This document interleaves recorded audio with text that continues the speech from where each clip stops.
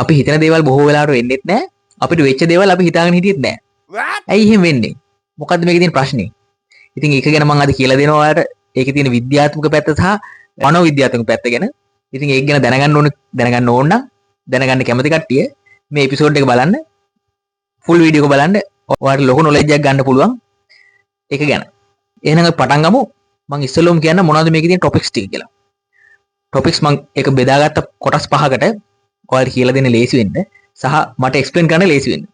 පළවෙනි කොටස තමයි human brain එකේ තියෙන limitation. අපේ මානව මොළයේ තියෙන සීමා ටික මොනවද? දෙවෙනි එක තමයි ඇයි අපිට අමාරු ඉස්සරහට වෙන දෙයක් අපිට කියන්න. තුන්වෙනි එක තමයි control illusion. අපි හිතාගෙන ඉන්නේ වැරදි දෙයක්. හතරවෙනි එක තමයි ඇයි අපි හිතාගෙන ඉන්න දේවල් වෙන්නේ නැත්තේ. පස්වෙනි එක සහ වැදගත්ම දේ අපි එහෙනම් මොකද්ද මේකට කරන්න ඕනේ. ඔන්න ඔය පහ ගැන තමයි අපි කතා කරන්නේ මේ පොඩ්කාස්ට් එකෙන්. හිතන දේවල් වෙන්නෙත් නැහැ, වෙන දේ අපිට හිතා ගන්නත් බෑ. ඒ දේ අපි බලමු විද්‍යාත්මක ඇසින්. ඇත්තටම අපේ මේ human brain එක මානව මොළය මේක හැදිලා තියෙන්නේ අනාගතේ වෙන දේවල් හිත අනාගතේ වෙන දේවල් අපිට නිගමනය කර අනාගතේ වෙන දේවල් ගැන අනාවේකී කියන්න නෙමෙයි. අනාගතේ වෙන දේවල් කියන්න පුළුවන් විදිහට අනාවේකී කියන්න අපේ මොළේ තියෙන මේ මෙකනිසම් එක හැදිලා නැහැ. මේ මොළේ තියෙන මෙකනිසම් එක හැදිලා තියෙන්නේ අද දවසේ අපි සර්වයිව් වෙන්න. ඒ කාලේ නම් හැදිලා තියෙන්නේ මේ මොළේ තියෙන මෙකනිසම් එක තියෙන්නේ අද දවසේ අපිව සර්වයිව් වෙන්න. හෙට දවසක් ගැන හිතන්න නෙමෙයි. හෙට දවසේ වෙන්නේ මොනවද? හෙට දවසේ මොකද්ද කරන්න කියලා හිතන්න නෙමෙයි. මේක ස්වභාවිකව හැදිලා තියෙන්නේ.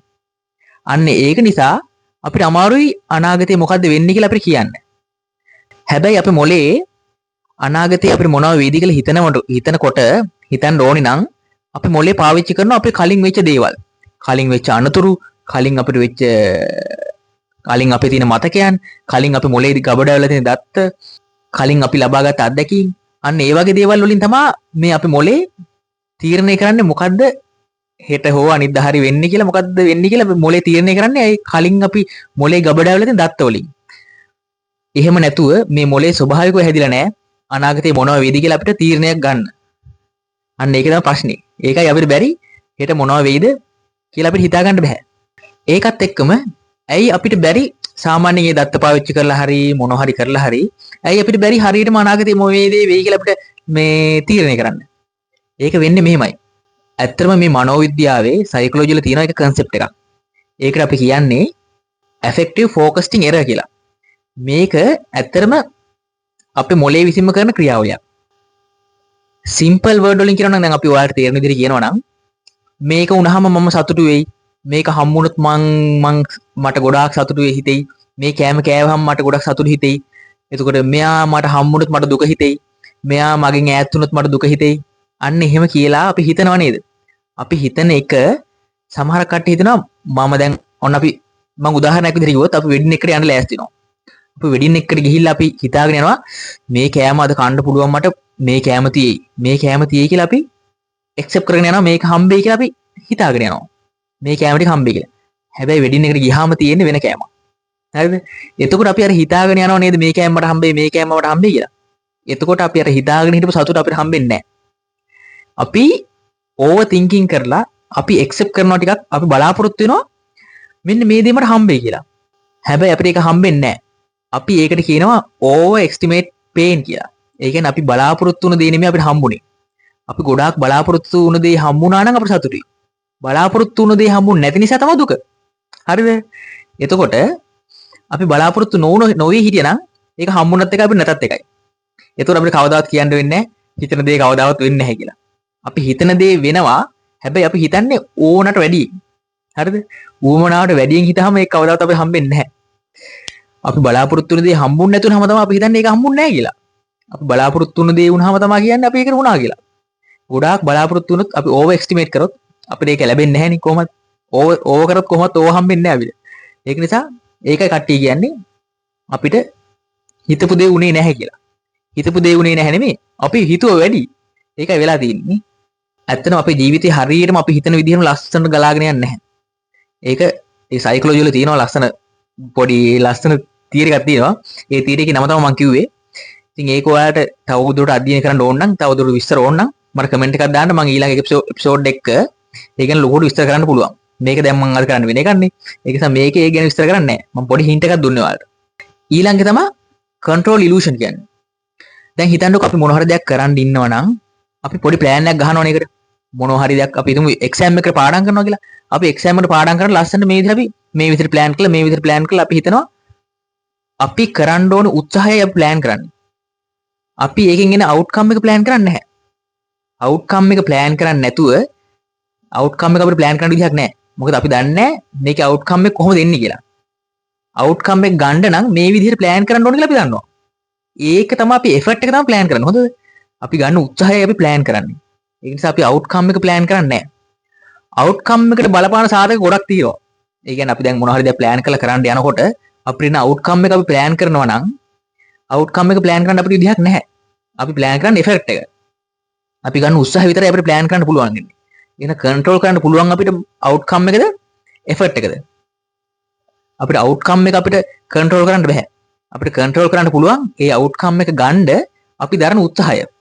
අපිට ඒක ප්ලෑන් කරන්න පුළුවන්. හරිද? අවුට්කම් එකට බලපාන සාධක ගොඩක් තියෙනවා.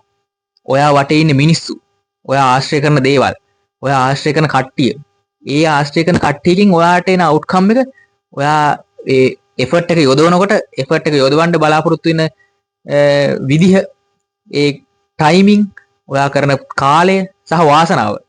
මේ වාසනාව කියන එකත් අපේ එෆර්ට් එකට බලපානවා. හොඳද? සහ රැන්ඩම්නස් කියන එක.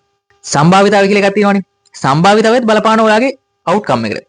ඒක නිසා අපිට කන්ට්‍රෝල් කරන්න බෑ අපේ අවුට්කම් එක. ඒකට ගොඩාක් සාධක බලපානවා. ඒ සාධක ටික කන්ට්‍රෝල් කරන්න අපිට ගොඩාක් අමාරුයි. ඒවත් කන්ට්‍රෝල් කරන්න පුළුවන් නම් අපිට අවුට්කම් එකක් මෙහෙම බලාපොරොත්තු වෙන්න පුළුවන්. හොඳම දේ තමයි අපිට කන්ට්‍රෝල් කරන්න පුළුවන් දේ කන්ට්‍රෝල් කරන එක. අපිට එෆර්ට් එක කන්ට්‍රෝල් කරන්න පුළුවන්. හරිද? ඒතකොට අපි ඊළඟට බැලුවොත් ඇයි අපි හිතන්නේ නැති දේවල් වෙන්නේ? අපි දැන් කතා කරා ඇයි අපි හිතන දේවල් වෙන්නේ නැත්තේ කියලා නේද? කලින් අපි කතා කරානේ. ඒක ඔයාලට තේරුම් නැත්නම් හිමීට ආපහු අහන්න ඇයි අපි හිතන දේවල් වෙන්නේ නැත්තේ කියලා. මම ඒක දැන් ඔය කලින් කියලා දුන්නා. හරිද? ඇයි අපි හිතන දේවල් වෙන්නේ නැත්තේ? දැන් මම අර මුලින්ම කිව්වේ හිතන දේවල් වෙන්නෙත් නැහැ වෙන දේවල් හිතා ගන්නත් බෑ කියලානේ. දැන් හිතන දේවල් වෙන්නේ නැති හේතුව මම කිව්වා. හරිද? ආයි කියන්නේ නැහැ. මම කලින් කිව්වා ඒක අපහු රිවයින්ඩ් කරලා බලන්න. එතකොට දැන් අපි බලමු ඇයි වෙන දේවල් අපිට හිතා ගන්න බැරි? වෙන දේවල් ඇයි අපිට හිතා ගන්න බැරි? ඔයාලා දන්නවද මම කලිමුත් කියලා තිනවා පොඩි ඩිසිෂන් එකක්. අපි තුන් පොඩි චූටි ඩිසිෂන් එකක්. පොඩි ඩිසිෂන් එකකින් මහා ලොකු චේන්ජ් එකක් වෙන්න පුළුවන් අනාගතයේදී. පොඩි ඩිසිෂන් එකක්. පොඩි අපි ගන්න පොඩි ඩිසිෂන් එකකින් මුළු අනාගතේ වෙනස් වෙන්න පුළුවන්. හැබැයි සමහර ලොකු ප්ලෑන් තියෙනවා. ඒ ප්ලෑන් nothing. ලොකුවට ප්ලෑන් කරලා ලොකුවට මේ සල්ලි වියදම් කරලා ලොකුවට ප්ලෑන් ගහපුවා සමහර ලොකු බිස්නස් පවා කඩා වැටලා තියෙනවා. හැබැයි සමහර පොඩි ඩිසිෂන් මම මේ පාරෙන් යන්නද මේ පාරෙන් අද යනවා. එහෙම ගත්ත ඩිසිෂන් සමහරක් ඒවා තියෙනවා. මහා ලොකු දේවල් වෙනස් කරන්න පුළුවන් දේවල්. හරිද? ඒකට තියෙනවා තියරි එකක්. ඒකත් අපේ සයන්ස් වල තියෙනවා තියරි එකක්. ඒකට කියනවා චාවොස් තියරි කියලා. ඔයාලා අහලා තියෙනවද පොඩි සමහර කට්ටිය අහලා ඇති. සමහර කට්ටිය අහලා ඇති සමහර කට්ටිය අහලා නැතුව ඇති.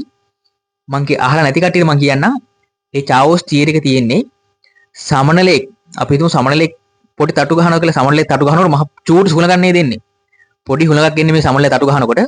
හැබැයි ඒ සමනලෙක් ගහන තට්ටෙන් ඒ ගහනකොට එන ඒ පවර් එකෙන් පුළුවන් කියන මහ ලොකු කුණාටුවක් වුණත් ඇති කරන්න පුළුවන්. ඒක එහෙම තමයි. ඒ කියන්නේ පොඩි ඩිසිෂන් එකක් ඇති. ඒ තියරි එක ඔයාලට ඕනත් ඒ තියරි එක ගැනත් මම කියලා දෙන්න වෙනම චාවොස් තියරි එක ඕන නම් චාවොස් තියරි එක ඕනි කියලා ඔයාලා මේ කමෙන්ට් එකක් දාන්න මම ඒක වෙනම තෝර ඔයාලට එපිසෝඩ් එක කියලා දෙන්නම්. හැබැයි අද මගේ එපිසෝඩ් එකේ මම කියලා දෙන්නේ චාවොස් තියරි එක නෙමෙයි. ඒක ඕන නම් වෙනම කමෙන්ට් එකක් දාන්න මම කියලා දෙන්නම්. හරිද? ඉගෙන ගන්න කැමති කට්ටිය. ඉතින් පොඩි ස්මෝල් ඩිසිෂන් එකකින් පුළුවන් අනාගතේ ගොඩාක් දේවල් වෙනස් කරන්න. හැබැයි ලොකු බිග් ප්ලෑන් එකකින් පුළුවන්.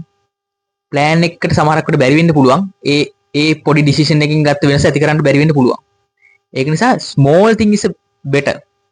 small change එකකින් අපිට හිතා ගන්න බැරි රිසල්ට් එකක් දෙන්න පුළුවන්. ඒකයි මෙතන තියෙන එක ගන්න පුළුවන්. හොඳද? අපි හිතන්නේ නැති දේවල් වෙන්නේ අන්න ඒ තියරි එක නිසා. හරිද? ඉතින් මම කියවනේ අපේ කියන අවසාන කාරණාව සහ මේක තමයි වැදගත්ම එක කියලා.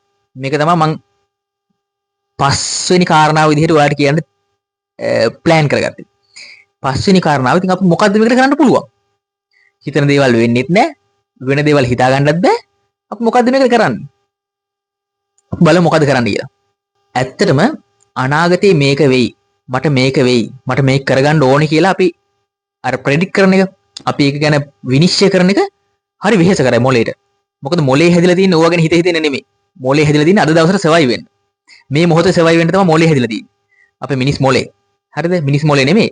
මේ ඉන්න සත්තුන්ගේ මොලේ හැදිලා තියෙන්නේ මේ මොහොතේ සර්වයිව් වෙන්න. නැතු අනාගතය ගැන හිත අනාගතය ගැන වාක්‍ය මේ අනාවැකි කී ඉන්න නෙමෙයි අපි මොලේ හැදිලා තියෙන්නේ. අපි මැෂින් එකක් හැදුවොත් මොන හරි එළවලුවක් කපන්න ඒ එළවලු කපන එකෙන් අපි එළවලු තලන්න ගියොත් එහෙම පොඩි වෙහසක් හම්බ වෙනවා. පොඩි වෙහසක් දරන්න වෙනවා. ඒ වගේ තමයි. මේ මැෂින් එක හදලා තින්නේ එක කාර්යයන් වලට. ඒ කාර්යයන් වලට තියෙන මැෂින් එකට වෙන කාර්යයක් කරන්න අමාරුයි. කරන්න බැරි නෑ අමාරුයි. හරිද? යම් කිසි ක්‍රියාවලියක් තියෙනවා නම්, යම් කිසි process එකක් තියෙනවා නම්, ඒ process එක ඔයා follow කරන්න. මොකද ඒවා දීර්ඝ කාලයක් රිසර්ච් කරලා සහ ඒවා අර මේ ඒවා ගොඩක් උගත්තුන්ගෙන් හම්බෙච්ච එක්ස්පීරියන්ස් මං කියවනේ අනාගතය ගැන ප්‍රෙඩික්ට් කරන්න පුළුවන් අපේ එක්ස්පීරියන්ස් වලින් කියලා කලින් එක්ස්පීරියන්ස් කලින් ගත්ත අනතුරු කලින් පිට වෙච්ච දේවල් වලින් එහෙම ඒ එක්ස්පීරියන්ස් අරගෙන හදලා තියෙන process තියෙනවා. මේ ක්‍රියාවලිය කරොත් ඔයාලට මේක වෙයි. අන්න ඒ ක්‍රියාවලියක් ඔයා follow කරොත් ඔයාට පුළුවන් අනාගතේ වෙන දේවල් පාලනය කරන්න. අපි හිතන්න දැන් තියෙන අපේ ඉගෙනුම් අපි දැන් එක්සෑම් එකට පාඩම් කරන විදිහ උනත් කවුරු හරි කෙනෙක් මේ ක්‍රියාවලිය කළා මම මෙහෙම කරලා මම මේ එක්සෑම් එක පාස් වුණා. එතකොට ලොකු සම්භාවිතාවයක් තියෙනවා ඔයත් ඒ ක්‍රමයේ කරොත් ඔයාට පාස් වෙන්න පුළුවන්. මොකද එයාගේ අපි මොලේට අපි දන්නේ නැහැ මේක ක්‍රමයේ කරොත් පාස් වෙයිද කියලා අපි දන්නේ නැහැ. ඔයා පළවෙනි පාර ඒක කරනවා නම්. හැබැයි ඒක කරපු කෙනෙක් ඉන්නවා. ඒක කරපු කෙනෙක් ඉන්නවා. එයා කියනවා මේක ඔයාට කරන්න කියලා. එහෙනම් ඔයාට ඒක කරන්න පුළුවන්. process එකක් follow කරන්න. effort එකක් repeat කරන්න. ඔයා මොන හරි ගත්ත effort එකක් තියෙනවා නම් ඔයා දරපු උත්සාහයක් තියෙනවා නම් ඒක repeat කර කර යන්න. එතකොට ඔයාට පුළුවන් කලින් කරපු එකේ මොනවද මං වැරදි කරේ? ඒ වැරදි මට හදාගෙන ආපහු මං ඒ වැරදි කරන්නේ නැහැ. මොකද අපේ brain එකේ තැම්පත් වෙනවා. ඒ වැරදි කරන්නේ නැහැ. එතකොට අපිට පුළුවන් අනාගතේ predict කරන්න. මම මේක කරා මේ වැරදි කරොත් මට මේක වෙනවා කියලා අපි දන්නවා. ඒක නිසා effort එක repeat කරොත් ඔයාට මේකෙන් ගැලවෙන්න පුළුවන්. ඔයාට ඕන දේවල් තියෙන direction එක හොඳට fix කරගන්න. මම මෙතෙන්ට යන්න ඕනේ. කියලා ඒක fix කරගෙන මම හෙට මේක කරනවා කියලා fix කරගෙන expectation තියෙනවා බලාපොරොත්තු වෙනවා අඩු කරන්න. මම මෙතෙන්ට ගියොත් මම මේ වෙඩින එකට ගියොත් මට මෙච්චර කෑම ගොඩක් හම්බෙයි කියන එක බලාපොරොත්තු වෙන එකෙන් තමයි ඔයාගේ හිතන දේවල් වෙන්නෙත් නැහැ කියන කෑල්ල එන්නේ. අපි ගොඩාක් දේවල් හිතුවොත් ගොඩාක් බලාපොරොත්තු වෙන්න එපා. මම මේක අද කරනවා. මම මේක හෙට කරනවා. ගොඩ දේවල් බලාපොරොත්තු වෙනවා. මම මේක කරොත් මට මෙච්චර මුදල් ගණක් හම්බෙයි මෙහෙම හම්බෙයි කියලා එහෙම බලාපොරොත්තු වුණොත් ඉතින් හිතන දේවල් කවදාවත් වෙන්නෙත් නැහැ. වෙන දේවල් හිතා ගන්න බෑ තමයි. එහෙම නෙමෙයි. expectation එක අඩු කරන්න ඕනේ. අපි බලාපොරොත්තු වෙන එක අඩු කරන තරමට හිතන දේවල් වෙනවා. හරිද? මොකක්ද වෙනා? expectation එක අඩු කරන්න. ඔයාගේ direction එක fix තියාගන්න. ඒ aim එක fix තියාගන්න. හරිද? එතකොට මෙන්න මේක බලන්නකෝ. discipline එකක් අපි consistency තියාගත්තොත් අපිට පුළුවන් යම් කිසි දෙයකට adapt වෙන්න. මොනවා හරි දෙයක තියෙන විනයක් අපි මේක මේ විදිහට discipline කියලා කියන්නේ මට කරන්න බෑ කියලා හිතන වෙලාවෙත් මම ඒක කරන එක. එහෙම දේවල් මට මේක කරන්න බෑ කියලා හිතන වෙලාවෙත් මම ඒක කර දිගටම කර ඒකේ consistency එක තියාගත්තොත් මම මේක දෙතුන් පාරක් කරනවා කළා නවත්තන්නේ නැහැ දිගටම කරගෙන යනවා කියලා හිතාගෙන එහෙම කරොත් ඔයා adapt වෙනවා. ඒ කියන්නේ ඔයා ඒකට මේ අනුවර්තනය වෙලා කියන්නකෝ. අනුවර්තනය වෙනවා කියන්නේ අපි ඒකට හැඩ ගැහෙනවා. එතකොට ඔයාගේ ජීවිතේ ඒක තමයි. අය වෙන මොකුත් නෙමෙයි. මම මේ කරන එක. එතකොට අය අමුතුවෙන් වට කරන්න දෙයක් නැහැ. අමුතුවෙන් effort එකක් නැහැ. එහෙම කරොත් ඒකින result එක කියා ගන්න බෑ. හිතා ගන්න බෑ. ඔයා බලාපොරොත්තු වෙන්න ඕනේ නැහැ. discipline එකක් consistency තියාගත්තොත් ඒකට adapt වෙනවා. ඊට පස්සේ ඒ result එක අපිට මිල කරන්න බැරි result එකක් තමයි එන්නේ. එතකොට මෙන්න මේක තමයි අවසාන සහ වැදගත්ම දේ. හරිද? මේකට මම කියන්නම් emotional truth එකක් කියලා. හරිද? ඒ කියන්නේ මේක තමයි සත්‍ය. හොඳද? නිකන් අද ඔයාලට මහන්සි වගේ දැනෙනවද? මහන්සි නිකන් මට මොකුත් තේරෙන්නේ නැහැ නිකන් සරල භාෂාවක නිකන් මොංගල් වගේ සහ මේ මට ඔක්කොම හරියන්නේ නැහැ. අර එහෙම කියලා මකට එෆර්ට් එකක් නැහැ, මට ඇඟට පණ නැහැ, මට මේක කරගන්න හයියක් නැහැ, මං කරන ඔක්කොම වර්ධිනවා කියලා ඔයාලට හිතෙනවද? ඒකට අපි කියන්නේ අසාර්ථකත්වය කියලා නෙමෙයි. හරිද? ඒක ඔයාගේ අසාර්ථකත්වයක් නෙමෙයි. ඒක එක සලකුණක් ඔයාගේ ජීවිතේ ලස්සනට ගලාගෙන යනවා කියලා. මොකද ඔයාට එහෙම හිතෙන්නේ ඔයාට ඒක හිතන එකත් ලොකු දෙයක්. සමහර කට්ටියන ඕක මොකක්ද හිතෙන්නේ නැහැ. මම මේ හොඳට ඉන්නවා කියලා හිතෙන්නේ. එහෙම දෙයක් හිතෙන්නේ නැහැ. ඒක හිතනවා කියන්නේම ඔයාට ලොකු දෙයක්. ඔයා ලොකු ජයග්‍රහණයක් ඔයාට ඒ හිතනවා කියන සයින් එක එන්නේ ඔයාගේ ජීවිතේ ලස්සන ගලාගෙන යන්න ඕනේ කියලා ඔයාට හිතෙනවා. අන්න ඒකයි. ඒක නිසා ඔයා ෆේල් වෙලා නැහැ. එහෙම හිතෙන්න ඕනේ. එහෙම හිතුන්නේ නැත්නම් ලොකු ප්‍රශ්නයක්. හරිද? හිතන දේ වෙන්නෙත් නැහැ, වෙන දේ හිතා ගන්නත් බෑ කියන එක ඔයාගේ ප්‍රශ්නයක් නෙමෙයි. ඒක අපේ හියුමන් බ්‍රේන් එකේ තියෙන ස්වභාවයක්. හරිද? ඒ ස්වභාවය වෙනස් කරගන්න එක අපිට කරන්න පුළුවන්. ඒ ගැන දැනගෙන හිටියොත්. ඇයි අපි හිතන දේවල් වෙන්නේ නැත්තේ? වෙන දේවල් ඇයි අපිට හිතා ගන්න බැරි? කියන එක මම දැන් ලස්සන කියලා දුන්නා. ඇයි අපි හිතන දේවල් වෙන්නේ නැත්තේ? ඇයි අපිට හිතන වෙන දේවල් හිතා ගන්න බැරි කියලා මම කියලා දුන්නා දැන් කොටස් දෙකකට ලස්සන බෙදලා. කොටස් පහකට බෙදලා කියලා දුන්නේ. පස්වෙනි කොටස නම් ඉතින් මම කියලා දුන්නේ මොකක්ද ඒකට කරන්න ඕනේ කියලා. පළවෙනි කොටස් දෙකේ තියෙනවා ඇයි අපි හිතන දේවල් වෙන්නේ නැත්තේ කියලා. දෙවෙනි කොටස් දෙකේ තියෙනවා වෙන දේවල් ඇයි අපිට හිතා ගන්න බැරි කියලා. ඒක මම සයිකොලොජි තියරිස් අරගෙන විද්‍යාත්මකව මම ඔයාලට පැහැදිලි කරලා දුන්නා. තවත් මොන හරි විස්තර ඕන නම් මම කියපක පැහැදිලි වුනේ නැත්නම් සමහර කටට පැහැදිලි වෙන්නේ නැති වෙන්න පුළුවන්. මේ එහෙම තව විස්තර ඕන නම් මම ඔයාලට ඕන පෞද්ගලිකුණත් කියලා දෙන්නම්. බය වෙන්න එපා. මම මේ ලයිෆ් බූස්ට් එකේ කරපු දැන් මේක පස්වෙනි එපිසෝඩ් එක 1 2 3 4. ඒ කියන හතරෙම මම කියලා දුන්නේ කන්ට්‍රෝල් කරන්න බැරි දේවල් කන්ට්‍රෝල් කරන්න යන්න එපා. අපිට කන්ට්‍රෝල් කරන්න පුළුවන් දේවල් තියෙනවානේ. කන්ට්‍රෝල් කරන්න පුළුවන් දේවල් කන්ට්‍රෝල් කරොත් අපිට කන්ට්‍රෝල් කරන්න බැරි දේවල් ඉබේම කන්ට්‍රෝල් වෙනවා. ඒක නිසා මේ ලයිෆ් බූස්ට් එකේ බේස් එක තමයි කන්ට්‍රෝල් කරන්න බැරි දේවල් කන්ට්‍රෝල් කරන්න එපා. කන්ට්‍රෝල් කරන්න පුළුවන් දේවල් මම ඔයාලට කියලා දෙනවා. මෙන්න මෙහෙමයි කන්ට්‍රෝල් කරන්නේ. මේක කන්ට්‍රෝල් කරොත් මෙහෙම වාට වෙන්න පුළුවන් කියලා. ඒක නිසා මගේ අද එපිසෝඩ් එක හොඳයි නම් සහ ඔයාලට තේරෙන්නේ නැද්ද දෙයක් තියෙනවා නම් ආපහු අහන්න පුළුවන් කමෙන්ට් සෙක්ෂන් එකේ. තවත් කෙනෙකුට මේ දේ දැනගන්න ඔයා ෂෙයා කරන්න වීඩියෝ එක සහ ලයික් කරලා මට පොඩි සපෝට් එකක් දෙන්න. ඉතින් මම හිතනවා අද එපිසෝඩ් එක හොඳයි කියලා. අපි ඉතින් දැන් දැනගත්තා අය අපි හිතන දේවල් වෙන්නේ නැත්නම් වෙන දේවල් හිතා ගන්නත් බැරි කියලා. මේ මාර්තුකාව ගොඩක් පරණයි. කමක් නැහැ. මේ දන්නේ නැති කෙනෙකුට තවත් කියලා දෙන්න. මේක අහලා ඔයාලා කාට හරි කියලා දෙන්න. එහෙනම් අපි ඊළඟ එපිසෝඩ් එකෙන් හම්බෙමු. thank you ඉතින් මං කියපු දේ අහගෙන හිටියට සහ ඔලුවට දෙයක් දාගත්තා නම් ඒක තමයි මගේ සතුට. හරිද? ඉතින් අපි තවත් මේ වගේ දේවල් වලින් හම්බෙමු. ඉස්සරහට අපි 6 වෙනි එපිසෝඩ් එකෙන් හම්බෙමු. okay thank you